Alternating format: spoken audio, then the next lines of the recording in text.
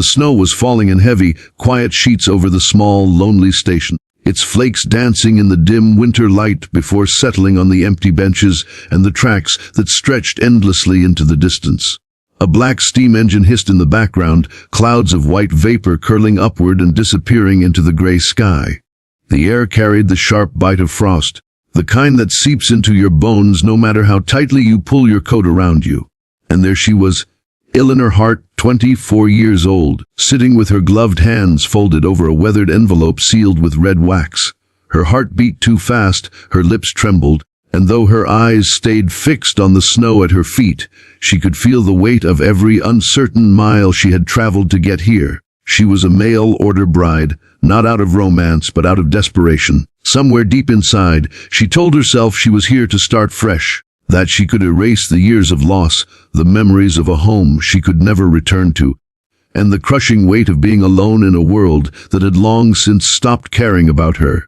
But the truth was colder than the wind. She was here because she had no other choice. The man she was meant to marry was a stranger whose name she'd only read on paper, and yet in just moments she would be stepping into his world, his rules, and his life. Before we continue, if you believe in kindness, second chances, and stories that remind us of the power of human connection, please take a moment to like this video, leave a comment, share it with someone who needs hope, and subscribe to Kindness Corner. Your support helps us keep telling stories that matter. The sound of footsteps in the snow drew Eleanor's attention. She looked up to see a tall man in a heavy coat walking toward her. His expression was unreadable, part curiosity, part reserve, and part something else she couldn't name. But it wasn't him who stopped her heart in that moment.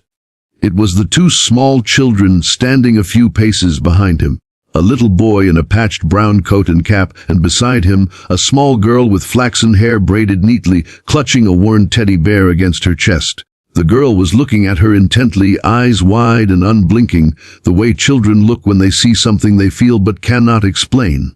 And then, before anyone could stop her, the girl took 2 small steps forward, pointed directly at Eleanor, and in the clearest, most certain voice said, "You need a home, and I need a mommy." The words hit Eleanor like a warm wave in the icy air. She felt her breath catch in her throat, her chest tightening as if something deep inside her had just cracked open. She hadn't expected affection here. She hadn't expected to be wanted, not by a man, and certainly not by a child. Her eyes flicked toward the man who seemed momentarily frozen himself. His hand hovered in the air as if he'd meant to stop his daughter from speaking but couldn't bring himself to do it. Something unspoken passed between them all in that moment, an invisible thread woven through the air, fragile but real. The days that followed were not easy. Eleanor quickly learned that the man, Nathaniel Brooks, was not just reserved, he was a widower whose life had been swallowed by grief. His wife had died 3 years earlier, leaving him with 2 young children, Lily and Samuel, and a sprawling, struggling farm that the winter threatened to bury in hardship. He hadn't sent for a wife because he believed in love. He had sent for someone to help raise his children and keep the house from falling apart. Eleanor tried to keep her distance at first, focusing on the chores, on keeping herself useful. She told herself she would not get attached, not to the man, not to the children, and not to the life that was never meant to be hers. But Lily's innocent declaration on that first day lingered in her heart like an ember that refused to die. Every time she brushed the girl's hair, or mended Samuel's patched trousers, or placed warm bread on the table after a long day, she could feel that ember glowing brighter. Winter on the prairie was relentless. There were days when the wind howled so loudly against the house that they could hardly hear themselves speak, and nights when the cold seeped into the walls, no matter how many logs Nathaniel stacked on the fire. Money was tight, supplies ran low, and there were moments when Eleanor caught Nathaniel staring out into the snow, his jaw set hard, as though silently calculating which bills he could delay paying and which he couldn't.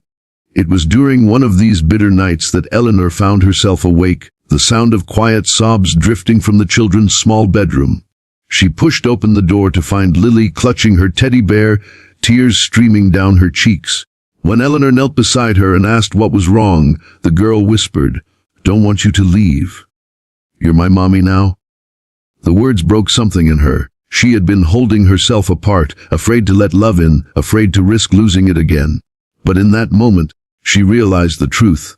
She had already fallen for these children, for their laughter, their stubbornness, their need for comfort. And maybe, just maybe, she was beginning to fall for the quiet, steady man who carried his grief like a shadow.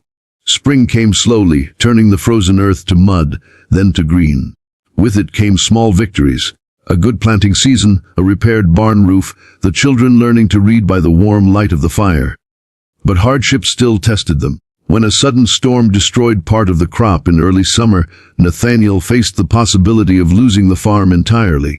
Eleanor watched him wrestle with the weight of it, his pride refusing to let him ask for help. It was Lily who unknowingly broke through that wall. One evening, she climbed into Nathaniel's lap and whispered something in his ear.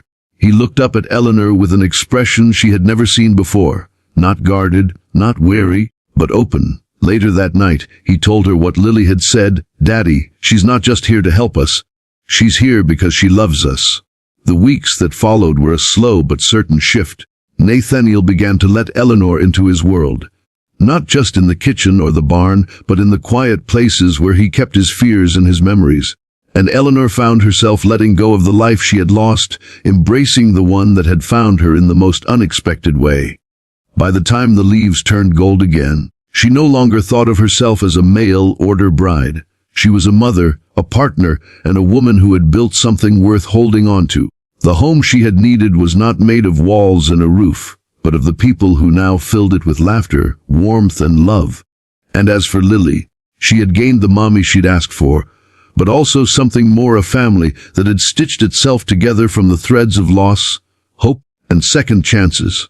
If this story has touched your heart, please take a moment to like, share, and subscribe to Kindness Corner. Your engagement helps keep these stories alive and reaching those who need them most. Before we end, tell us in the comments, have you ever found family in the most unexpected place? We'd love to read your story. Years later, the memory of that first snowy day at the train station would still live in Eleanor's mind like a photograph she could never put away. She would remember the sting of the cold air on her cheeks, the weight of that red, sealed envelope in her lap, and the tiny voice that had changed everything with a single sentence. "You need a home, and I need a mommy." It had been more than words. It had been a truth neither of them fully understood at the time. The farm thrived slowly, season after season.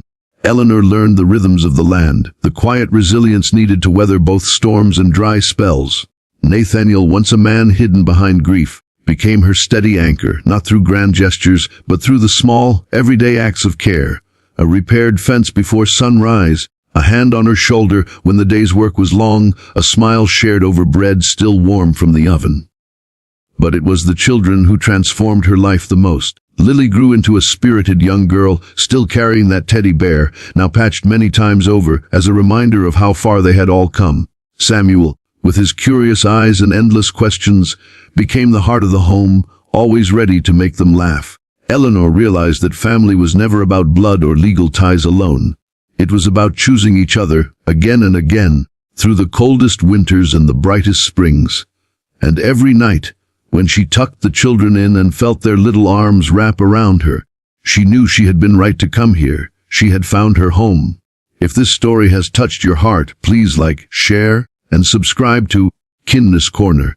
And let us know in the comments, have you ever been someone's unexpected home?